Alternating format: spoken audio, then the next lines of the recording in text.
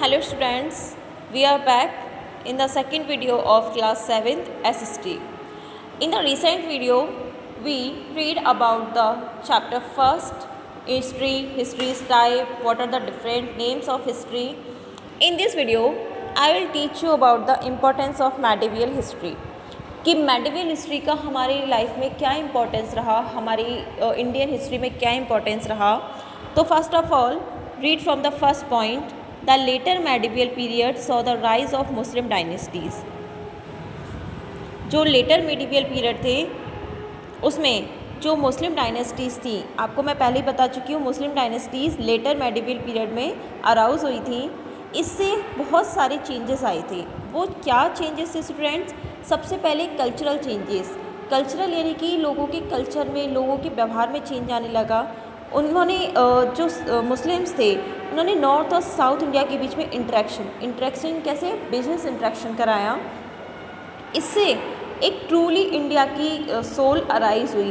यानी कि पहले नॉर्थ इंडिया और साउथ इंडिया के बीच में कोई रिलेशन नहीं होता था, लेकिन मुस्लिम्स ने मुगल्स ने आकर ट्रेडिंग को इंक्रीज़ करके नॉर्थ इंडिया और साउथ इंडिया को एक किया, जिससे कम्प्लीटली एक होल इंडिया स्प्रिट अराइज हुई. इसके बाद है second point. The Muslim rulers provided political stability for many centuries. As you know students, जो मुग़ल डायनेस्टीज़ थी वो कई हजार आई थिंक 500-700 ईयर्स तक कंटिन्यू रही थी. इससे भी पॉलिटिकल स्टेबिलिटी रही थी.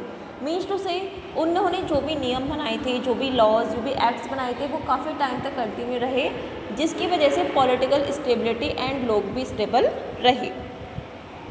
इसकी वजह से क्या हुआ, ट्रेड और कॉमर्स यानी कि व्यापार बढ़ने लगा.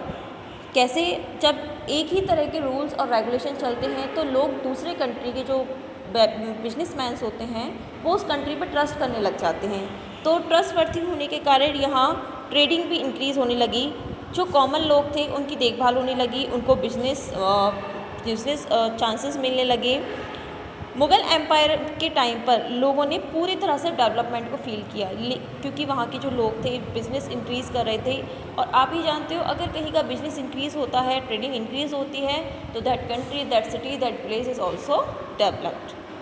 थर्ड है ओवरसीज़ ट्रेड फ्लोरिस्ट. ओवरसीज़ मतलब कि समुद्र पार. कहने का मतलब पहले जो इंडिया का ट्रेड था इंडिया तक ही होता था, लेकिन अब विदेशों से भी सामान का इंपोर्ट एक्सपोर्ट भी होने लगा. This also resulted in cultural and religious influences. इससे कल्चरल और रिलीजियस इन्फ्लुएंसेस भी पढ़ने लगे. कैसे? फॉर एग्जांपल स्टूडेंट, कब आपके यहाँ कोई गेस्ट आते हैं, फॉर एग्जांपल आपके यहाँ साउथ इंडिया से कोई गेस्ट आते हैं, बेंगलोर से या चेन्नई से, या फॉर एग्जांपल आप बेंगलोर या चेन्नई अपने किसी रिलेटिव के यहाँ रहने जाते हो और आप वहाँ 1 या 2 महीने लगा के आए, तो आपके हैबिट्स में कुछ ना कुछ, बहुत कुछ नहीं, माइनर चेंज होगा.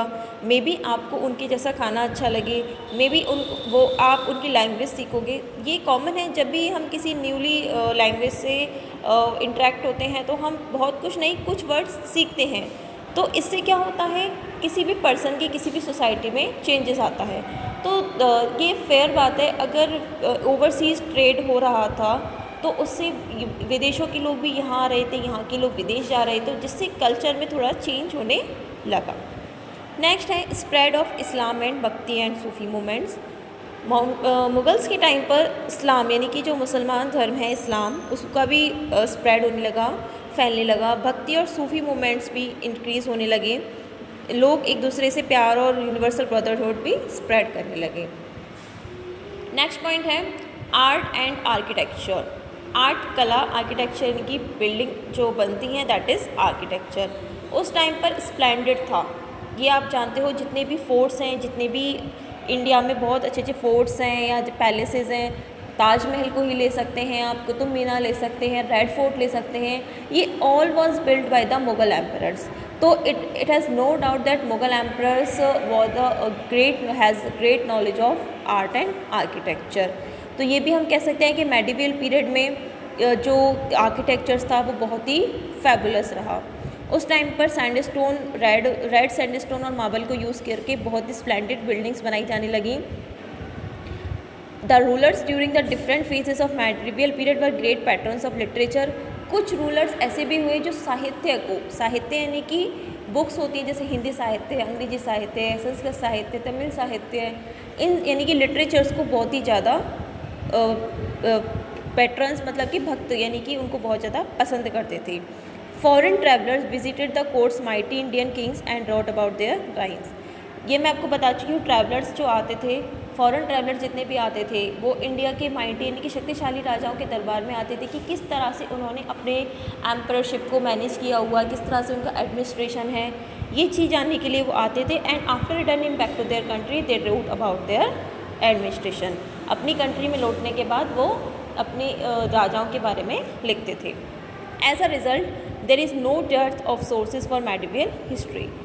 Next, sources. अब ये सोर्सेज यानी कि ये सारी चीज़ें हमें कहाँ से मिलती हैं, ये हम जो पढ़ रहे हैं बुक में कि मुस्लिम डायनेस्टीज़ में या मोमडन जो भी मुग़ल डायनेस्टीज़ हैं, ये सारी चीज़ें अराइज़ हुई, ये हमें कहाँ से मिलती हैं, इसके सोर्सेज क्या हैं। सोर्सेज हैं archaeological sources and literary sources. Archaeological sources students इसको बोलते हैं जो खुदाई करते हैं, जो आर्कियोलॉजिकल डिपार्टमेंट होता है उसमें क्या करते हैं कि पुरानी बिल्डिंग्स पर, पुरानी जगहों पर जाके वहाँ खुदाई की जाती है, ज़मीन को बहुत लंबा खोदा जाता है जिससे पुराने अवशेष, जो पुरानी चीज़ें हैं वो निकलने लगती हैं, जिससे क्या पता चलता है कि पहले के टाइम के लोग कैसे रहते थे। या फिर दूसरा आर्कियोलॉजिकल हम ये भी देख सकते हैं पुरानी बिल्डिंग्स को देखकर, कि पुरानी बिल्डिंग्स को देखकर हम ये गैस कर सकते हैं कि हाउ वाज द आर्किटेक्चर, लोग जो राजा थे उनका माइंडसेट कैसा था, वो किस तरह से अपने जो वेल्थ है उसको स्पेंड करते थे, यानी कि पैसे को किस तरह से खर्च करते थे। Next, literary sources. Literary sources यानी कि लिखित में जो सोर्सेज हैं उनसे भी हमें नॉलेज मिलती है। देखो, लिटरेरी सोर्सेज दो तरह के होते हैं, बायोग्राफी और ऑटोबायोग्राफी। बायोग्राफी उसको बोलते हैं जब अपने द्वारा जब हमारे बारे में कोई बुक लिखता है। फॉर एग्ज़ाम्पल, नरेंद्र मोदी के बारे में, प्रधानमंत्री नरेंद्र मोदी जी के बारे में अगर कोई बुक लिखता है तो उसको बोलेंगे बायोग्राफी। लेकिन if he writes about himself, यदि वो अपने बारे में खुद एक बुक लिखते हैं, then it will called autobiography. तो इस तरह से दो लिटरेरी सोर्सेज होते हैं, दो लिटरेरी सोर्स हैं, बायोग्राफी एंड ऑटोबायोग्राफी। तो ये सारी चीज़ें भी राजा जो होते थे, एम्परर होते थे, अपने बारे में बुक्स लिखते थे या लिखवाते थे, जिनमें एग्ज़ाम्पल हैं हुमायूंनामा, बेगम गुलबदन ने लिखा था, ठीक है। और इसमें और एग्ज़ाम्पल्स भी पढ़ेंगे हम आगे।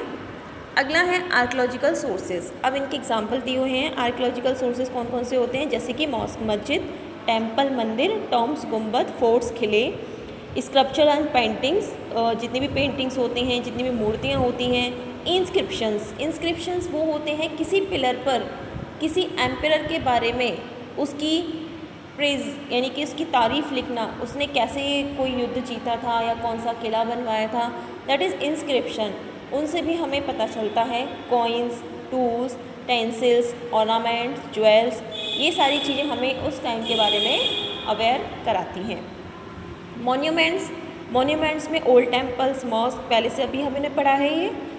इसके बाद कुछ एग्जांपल हैं जैसे ताजमहल, फतेहपुर सीकरी, रेड फोर्ट, बृहदेवेश्वर मंदिर, ये सारी चीज़ें भी उस टाइम के मॉन्यूमेंट्स एग्जांपल हैं।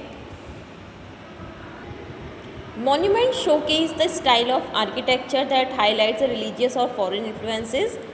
Use of basic building material like stones, burnt bricks show the advancement in research to ensure strength and quality.